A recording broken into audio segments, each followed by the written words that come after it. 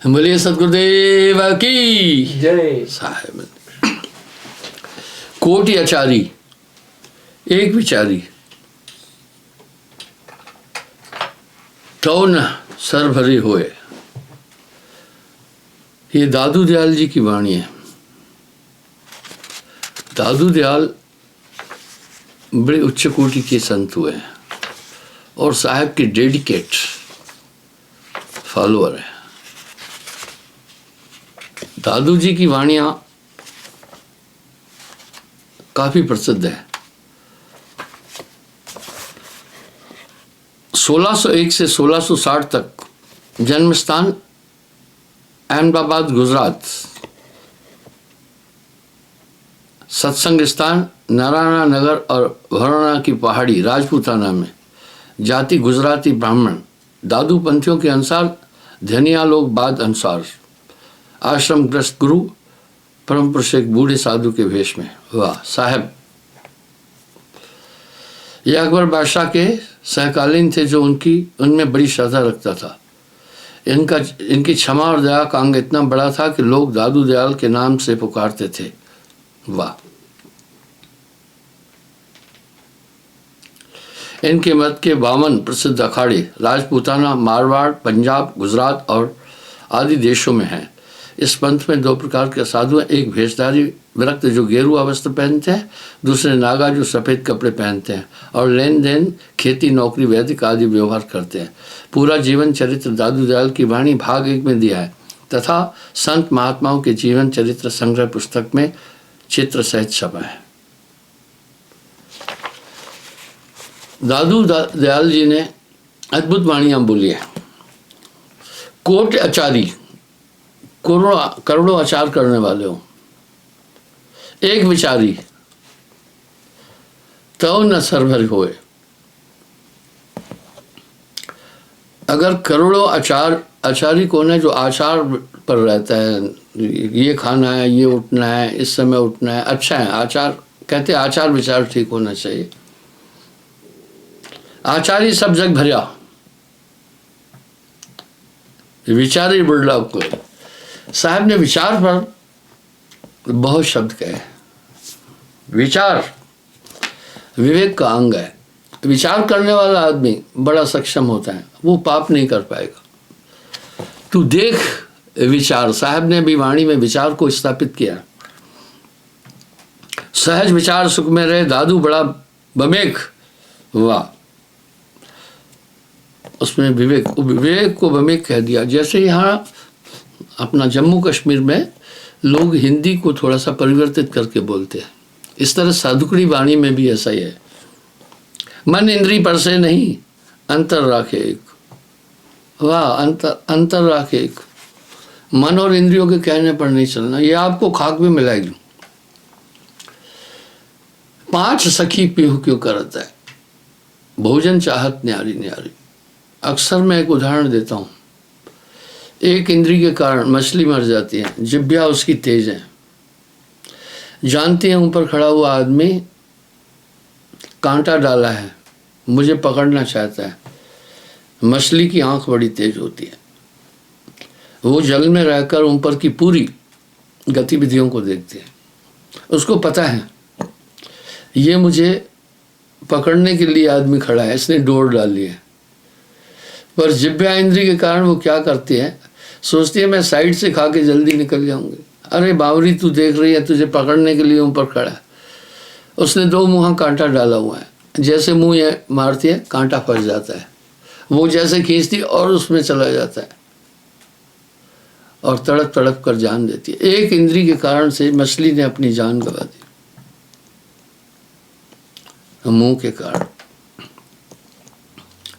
नासिका के कारण भौरा अपने प्राण गंवाता है। कमल, इसलिए दादू दयाल कह रहे हैं इंद्रियों को प्रसन्न नहीं होने देना और मन को उनके द्वारा नहीं चलने देना। एक खुशबू के कारण भौरा अपने प्राण गंवाता है। कमल की जो खुशबू है बड़ी भीनी सी है। भौरा कमल पर सुख को अनुभव करता है। जैसे तपती गर्मी में इंसान बरगद के पेड़ पर बैठकर ठंडक महसूस करता है। वजह यह है बरगद के पत्तों में गुण है, वो सूरज से आने वाली तीक्ष्ण किरणों को डाइवर्ट करते हैं। अपने क्षेत्र में, अपने एरिया में धूप की किरणें नहीं आने देती, उसको बहुत पानी चाहिए रोज, इसलिए वो नमी रखते हैं जमीन में। इस तरह कमल की भी खुशबू बहुत अनूठी है। भौरा उस पर बैठता है आकर, उसकी महक में मदहोश हो जाता है। जैसे जैसे सूर्य ढलना प्रारंभ होता है, कमल संपुट यानी बंद होने लगता है, तो वो आसमान की तरफ देखता है, कहता है अभी थोड़ी देर और यहां बैठो।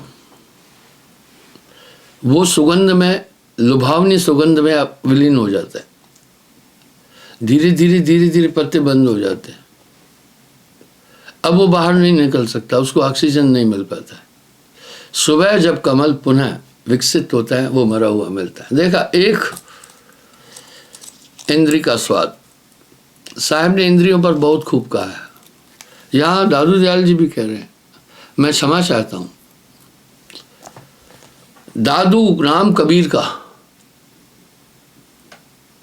जो कोई ले, बाको लागे नहीं, जो साहब का नाम लेने वाला है, प्रबल काल की चोट, उसको काल की चोट ही नहीं लगेगी। केते संता कूप है, केते सरिता नीर, दादू अगम अथाह दरिया सत्य कबीर। लेकिन आजकल क्या कर रहे हैं, संतत्व की धारा पर चलने वाले जितने पंथ हैं साहब से निकले, उनके वर्तमान में जो आचार्य लोग हैं, वो उनका गुरु कबीर साहब बोलने में झिझकते हैं। बोला एक बूढ़ा मिला गुरु, देखिए परिचय, जीवन परिचय ये आपके सामने रखा हुआ है। और दादू दयाल जी ने तो भेद ही नहीं किया, वो तो साफ साफ बोले। और कान की इंद्री के कारण मृगा अपने प्राण गंवाता है। नाद सुनने का शौकीन है, सुन सुन नाद शीश तिन दीना, ऐसे अनुरागी को चीना। नाद से प्रेम करता है। तो जैसे बधिक ओट टाटी में दे विश्वास संघारो, वाह, वो मृगा को कैसे मारता है, दो वर्टिकल लकड़ी गाड़ता है, नीचे गिर जाता है। सुन सुन नाद शीश तिन दीना, ऐसे अनुरागी को चीना। उसको अच्छी तरह पता है कि ये नाद बजाने वाला बधिक है, मुझे मारेगा, पर वो नाद का शौकीन है और गिर जाता है फिर वहां टिक करके। आप विचार करो, एक कान इंद्री के कारण मृगा ने अपने प्राण गंवा दिए।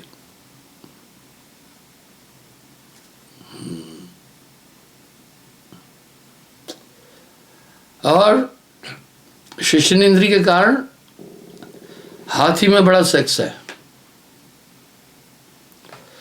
वो जंग क्या करते हैं, एक हथनी को किसी पेड़ के साथ में खड्डा खोद करके, पहले एक खड्डा खोदते हैं, उसको कैमोफ्लाइज करते हैं, ऊपर से लकड़ी डाल करके थोड़ा हरी हरी घास, उस तरफ हथनी को बांध देते हैं, दूसरी तरफ जंगली हाथी आता है। अब वो हथनी की तरफ देखता है, वो नहीं देखता है नीचे क्या है। वो 5 फीट का खड्डा होता है, अंदर गिर जाता। हाथी अपनी टांग ज्यादा नहीं उठा सकता है। आप सर्कस की बात छोड़ें, अब वो वहां से नहीं निकल पाता है। अब क्या करते हैं, उसको 2-3 दिन भूखा रखते हैं। हाथी भूख से कमजोर हो जाता है। फिर उसी पेड़ के ऊपर किसी डाली पर वो महारथी पहलवान बैठता है, रस्सी बांधे हुए कमर में। दो आदमी होते हैं, वो उस रस्सी से डाली के यूं रस्सी ऐसे नीचे उतरता है, हाथी की पीठ पर आता है। हाथी की पीठ पर आने के बाद हाथी का जोर नहीं चलता है, विरोध तो करती है, कोई विशेष कार्रवाई नहीं कर पाती है। हाथी वो फिर अंकुश से पहले क्या करता है, उसको रोटी देता है, भूखी है, लालच देकर पालता है, वहाँ यही काम करता है 2-3 दिन। हाथी अधिक अगर वो करे हलचल तो वो रस्सी से उसको खींच लेते हैं ऊपर, हाथी का जोर नहीं चल पाता है। ऐसी जगह वो ये काम करते हैं। धीरे धीरे हाथी को समझ लेते, हाथी को पालतू बनाते, बाहर निकालते, उम्र भर उससे फिर काम कराते। सन 78 में गुवाहाटी में देखा था, वहाँ बड़े बड़े लक्कड़ हैं, वो हाथी लोड कर रहे थे रेल के डब्बे में। हाथी अपने सर से 2 लकड़ियाँ यूं रखी थी डब्बे पर, और नीचे से इधर लकड़ी इसको खींचते खींचते यूं थकता जाते। एक हाथी जो कमांडर है आवाज़ करता है, वो रोक लेते थे, फिर सुस्ता करके फिर जोर लगाते थे और उसको डब्बे में चढ़ाते थे। यानी इंसान हाथी से बड़े काम लेता है, वो सिर्फ एक विषय वासना के कारण कैद हो गया। ऐसे पतंगा हुआ इस आंखों के कारण मारा जाता है।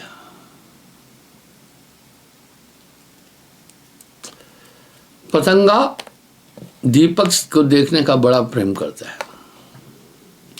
दीपक सुंदर देखकर जर्जर मरत पतंगा, अपने को भस्म कर देता है। एक आंख के आनंद के कारण पतंगे ने अपने प्राण गंवाए।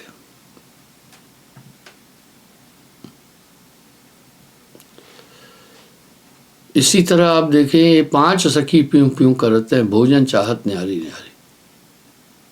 आपने 5 इंद्रियों को देखा, वासना के कारण हाथी मारा गया, मुंह के स्वाद के कारण मछली मारी गई, नासिका की खुशबू के कारण से भौरा मारा गया, और आंख के दृश्य के कारण पतंगा मारा गया, कान इंद्री के कारण से मृगा मारा गया। ये सब एक एक इंद्री के कारण मारे गए। भैया जी, ये मनुष्य की तो 5 इंद्रियां प्रबल है, ये 5 का स्वाद चाहता है, यही कांटा है। रूखा सूखा साग अलूना और प्रेम से पाए दूना। आपको ध्यान होगा, मैंने ये प्रसंग पहले भी उठाया है। मुझसे किसी ने पूछा आत्मज्ञानी की क्या पहचान है। वाह, ये तो बहुत बड़ा सवाल था, बहुत बड़ा सवाल था, क्योंकि सभी कहते हैं आत्मनिष्ठ, तत्ववेता, तत्वज्ञ आदि आदि बातें बोलते हैं, तो हम कैसे पहचाने। वाह, बड़ी अच्छी बात है। एक टाइम था नजरिया वैद होते थे, एक नाड़ी वैद होते थे। उस समय एक्सरे आदि ईसीजी सिस्टम नहीं थे। स्किन से देखकर कैसे रोग पता करते। मेरे गुरुदेव अच्छे वैद थे, उनसे कुछ मैं भी सीखा। अगर आपकी स्किन वाइट होती जा रही है और गला बाहर उभर रहा है, तो निसंदेह आप अस्थमा या टीबी के मरीज हैं। स्किन से अगर अधिक तेलोवत हो जाती है तो आप समझना आप कैंसर से सफर कर रहे हैं। इस तरह स्किन अगर रूखी रूखी हो जाए तो आप एनेमिक हैं। इसलिए वो नज़र से ही जान जाते थे। हालांकि जो डॉक्टर MBBS करते हैं, BMS करते हैं, वो भी ये थ्योरी जानते हैं। वो आदमी को देख करके निगाह से भी उसको जान जाते हैं। ये नजरिया वेद कहलाते हैं। तो बंधुओं, एक एक इंद्री के कारण से मुझसे एक सवाल किया, आत्मज्ञानी को कैसे पहचाने। एक एक इंद्री के कारण से ये जीव गए। अब आत्मज्ञानी की पहचान है पहले जिसका मन वश में हो, जो मन पर असवार हो, ऐसा बड़ा कोई। अभी सभी कहेंगे इसका बड़ा मन निर्बल है, नहीं। मन बस में है जिसके, उसकी पहचान क्या है? क्योंकि आत्मज्ञानी हमेशा मन पर नियंत्रण करता है। आपका मन से बड़ा कोई बैरी नहीं है। मन मान्या तो हरि जानिया। मन का स्थूल रूप इंद्रियां हैं। संतो तन खोजे मन पाया। तन ही मन है, इंद्रिय मन है, जिसका इंद्रियों पर पूरा नियंत्रण है। समझना, उसका मन बस में है।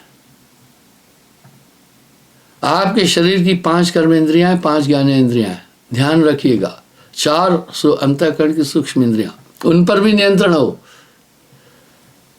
बुद्धि पर नियंत्रण हो, भावनाओं पर नियंत्रण हो, अपने चित्त पर नियंत्रण हो, अपने अहंकार यानी एक्टिविटी पर नियंत्रण हो। यह आत्मज्ञानी की पहली पहचान है। इसी मन से फिर काम, क्रोध, लोभ, मोह, अहंकार की उत्पत्ति होती है। यहां साहब का शब्द बड़ा सटीक है। एक है साधे सब सधे, एक है साधे सब सधे, सब साधे एक जाए। माली सींचे 100 घड़ा, ऋतय फल खाए। एक मन को अगर नियंत्रण किया, सभी चीजें नियंत्रित हो जाएगी।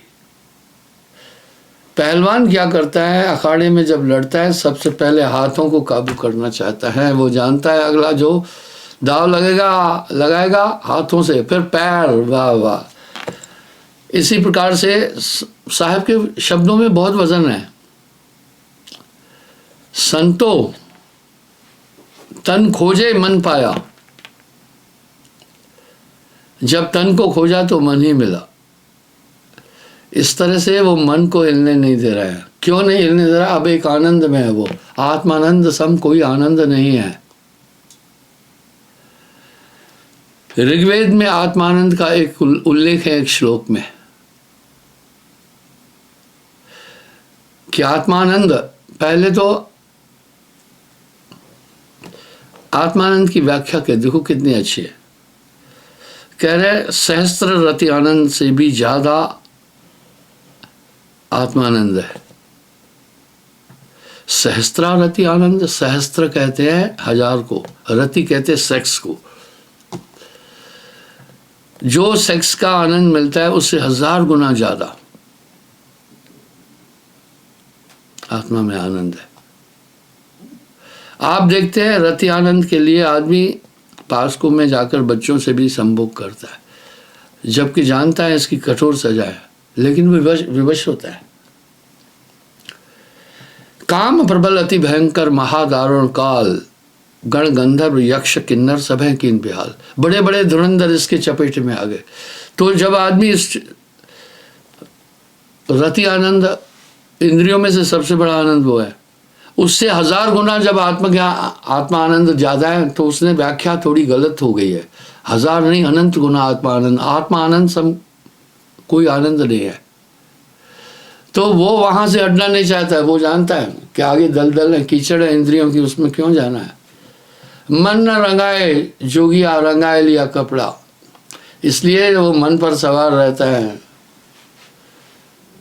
मन के चलाए तन चले, ताको सरबस जाए। पहली पहचान आत्मज्ञानी की यही है कि उसकी इंद्रियां, 5 इंद्रिय समकर रखे, अपने हिसाब चले पर चले।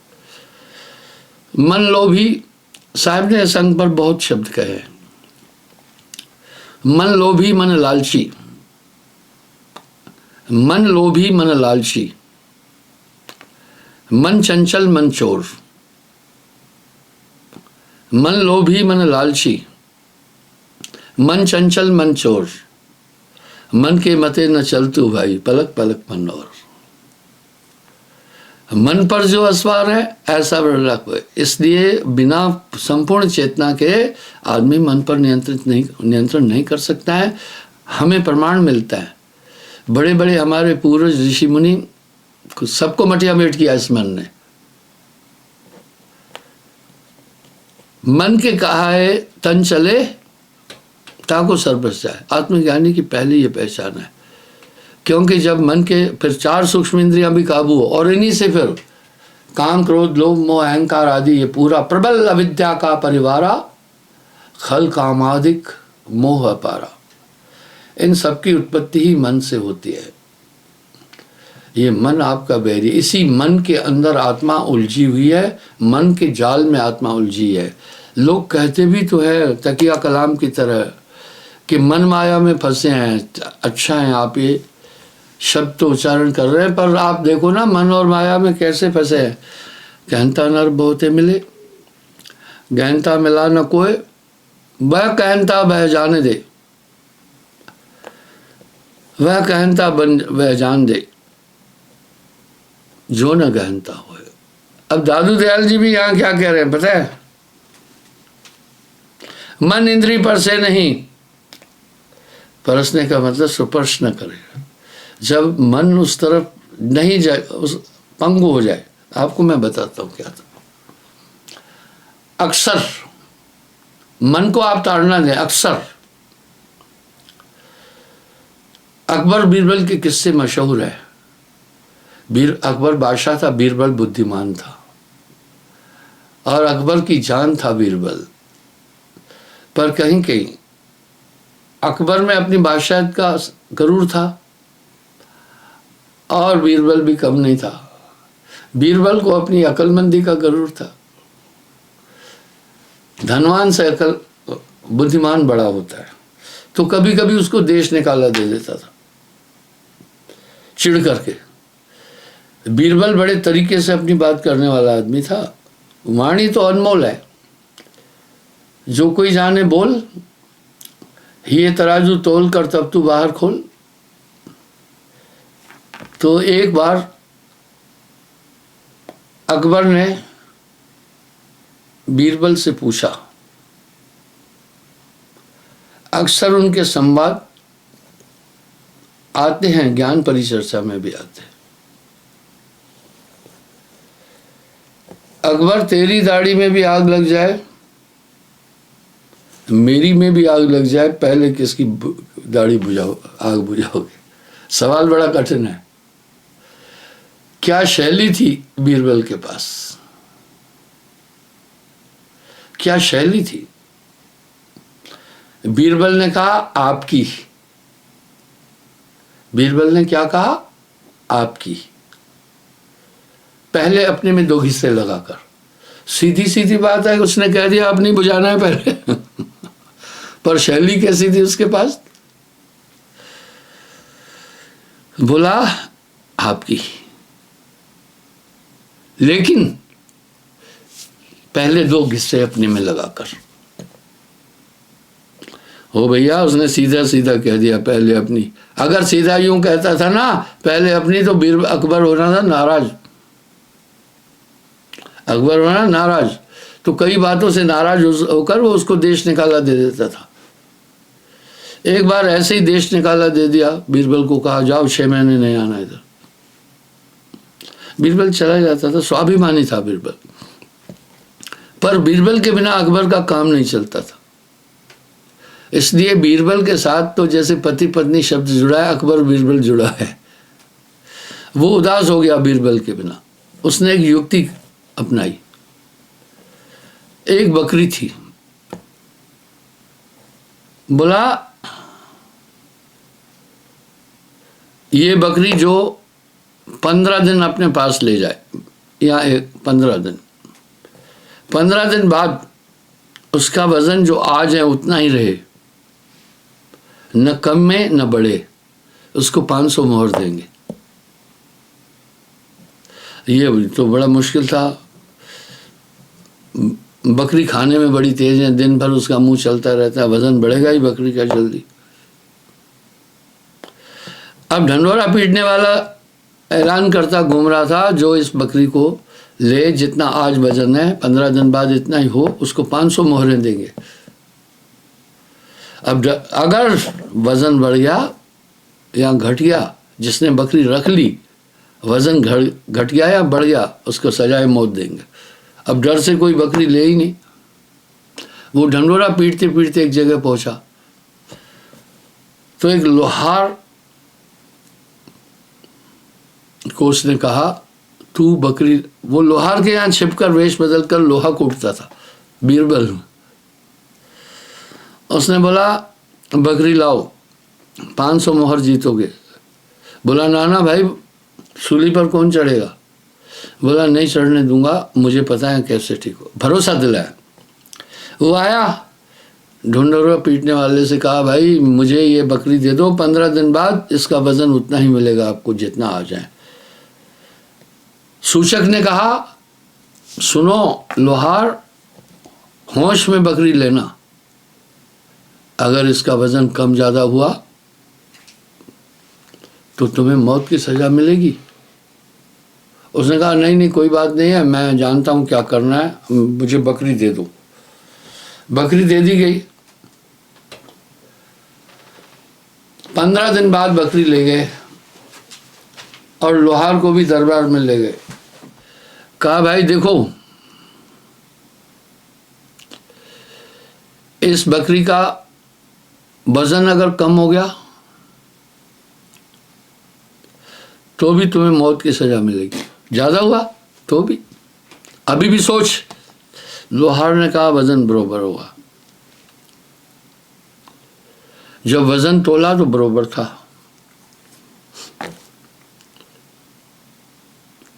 लोहार ने कहा, अभी मुझे मोहरें दे दो।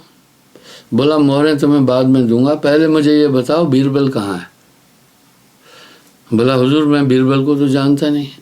बोला, सुनो, तुम्हारा दादा भी ये फार्मूला नहीं जानता होगा, अकबर के अलावा, बीरबल के अलावा कोई नहीं। बता ये फार्मूला किसने बताया? बोला, हुजूर देखो ऐसा है, मेरे यहाँ एक नौकर है, लोहा कूटता है, उसने बताया। ठीक है। अपने आदमी भेजे, जब पकड़ के लाए तो वो लोहा कूटने वाला बीरबल ही था। अकबर तो पहचान लिया। बोला, हाँ बीरबल, ये बता तूने इसको बरोबर कैसे कर दिया? बोला, हुजूर उसको अगर रोटी नहीं खिलाना था, दाना नहीं देना, वजन कम हो जाता था, अगर देना था तो बढ़ जाना था। मैं इसको रोज भोजन खिलाता था, सब चीज़, और शाम को जाकर वन विहार में जो शेर पिंजरे में है उसके सामने खड़ा करता था, तो कंपकपी आ जाती थी। इस तरह उसका जो खाया पिया चला जाता था। इसलिए भय से, टेंशन से इंसान के शरीर पर बड़ा असर पड़ता है। एक और वृत्तांत आता है। एक बार फिर ऐसा ही और हुआ, दोनों में विवाद हुआ। फिर बीरबल को शहर निकाला दे दिया गया। कहा, भाई जो इस बकरी को अघा देगा, तृप्त कर देगा कि अब कुछ नहीं खाए, उसको 500 मोहर देंगे। तभी भी अकबर कहीं बीरबल छिपा था, उसने कहा, लाओ बकरी, मैं इसको अघा दूंगा। क्या हुआ, मैं ये प्रसंग क्यों बोल रहा हूं आप सुनिएगा। बकरी 15 दिन बाद बादशाह अकबर के सामने खड़ी कर दी गई। आदमी ले गया। बादशाह अकबर ने कहा, बीरबल, ए भाई, ए किसान, बकरी की कोख खाली लग रही है, भूखी है, जैसे मैं दाना दूंगा अगर इसने मुंह चलाया ना तो तुम्हें फांसी की सजा मिलेगी, अभी भी सोच लो। बोला, नहीं चलाएगी। अब क्या किया, हरे चने बड़े लुभावने होते हैं, डाली बकरी के आगे दी। बकरी ने उधर मुंह फेरकर पीठ कर दी, नहीं खाई। बार बार अकबर ने इशारा किया अपने प्यादे को, खिला किसी तरह, नहीं खा रही थी। उसने उस किसान को कहा, ये बता बीरबल कहाँ है? बोला, मैं नहीं जानता बीरबल को। बीरबल जहाँ छिपता था वो मंत्री था, बहुत बड़ा, 9 रत्नों में से एक था। बोला एक नौकर आया, उसको ये पता है, उसने मुझे फार्मूला बताया। पकड़ा गया तो वो भी बीरबल था। बीरबल से कहा भाई बकरी को कैसे छेक दिया, कैसे यानी अघा दिया। उसने कहा महाराज मैं क्या करता था, जैसे ये कुछ खाने के लिए मुंह बढ़ाती थी, मैं एक चाबुक था इसके मुंह में मारता था। जैसे ये मुंह बढ़ाती थी इसके मुंह में चाबुक मारता था। इसको ये पता चल गया कि जैसे मुंह मैं चलाऊंगी उस तरफ मुझे चाबुक पड़ेंगे। वो फिर बोला मैं 15 दिन ये अभ्यास किया। बाद में मैं उसको खिलाता था, जब खुद तब खाती थी, या किसान खिलाता था। ऐसे पुचकार कर खाती थी। देखा बकरी को भी काबू कर लिया, उसकी आदत छुड़ा दी। ये मन भी वैसा ही है मेरे भाई, ये कभी अगाता नहीं है। बकरी खाती जाती है, फेंगड़ियां करती जाती है। ये मन विकारों में कभी भी तृप्त नहीं हो सकता है बिना ताड़ना के। तो इस तरह से मन लोभी, मन लालची, मन चंचल, मन चोर, मन के मते न चल तू भाई, पलक पलक मन और। मन का कहा न कीजिए भाई, अगर मन के कहने पर चलोगे तो डूब जाओगे। आपका वैरी मन से बड़ा कोई भी नहीं है। विचार करना, हमेशा सतर्क रहना। आपको एक अनूठी चेतना गुरु द्वारा प्राप्त है, उसके द्वारा आप मन पर नियंत्रण करना। यही कह रहे हैं, सोई सूर से जे मन गहे, वाह वाह, निमक न चलने दे। क्या बात कर रहे हैं दादू दयाल जी। वही सुरमा है जो मन को पकड़ता है। निमक कहते थोड़ी देर भी नहीं चलने दे। जब ही दादू पग भरे तब ही पकड़ ले। जैसे थोड़ा किसी तरफ ये बढ़े, किसी विकार की तरफ, वैसे ही पकड़ लेना, नहीं तो उसमें डुबा देगा, फिर निकल नहीं पाओगे। जब लग यह मन थिर नहीं तब लग परस न होए।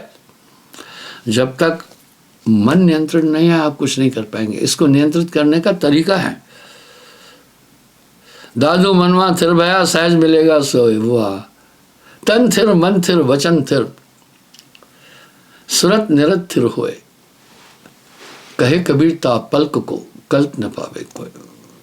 सूचना, परसों इतवार के दिन 11 बजे से 1 बजे मेरा प्रोग्राम सतवारी चौक में है। संगत से प्रार्थना है।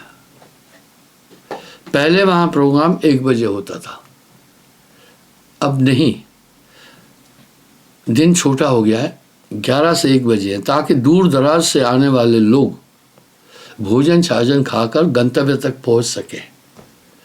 इसलिए मैं पूरी संगत से अनुरोध करता हूं, ये प्रोग्राम हम 2.25 साल बाद दे रहे हैं। इसको भव्य बनाना है, बहुत विशाल बनाना है। पंजाब क्या, हिमाचल नज़दीक है, जम्मू कश्मीर, रियासी और उधमपुर, बसोली आदि, कठुआ से जितनी हमारी संगत है उनसे प्रार्थना है उस समागम में, सत्संग समागम में अधिक से अधिक मात्रा में उपस्थित होकर उसकी शोभा बढ़ाएं। कल मैं पुनः वहीं से, फिर मैं लाइव प्रोग्राम परसों वहीं से दूंगा। क्षमा चाहता हूँ, समय हो रहा है, कल पुनः हाजिर हो जाऊंगा साहब।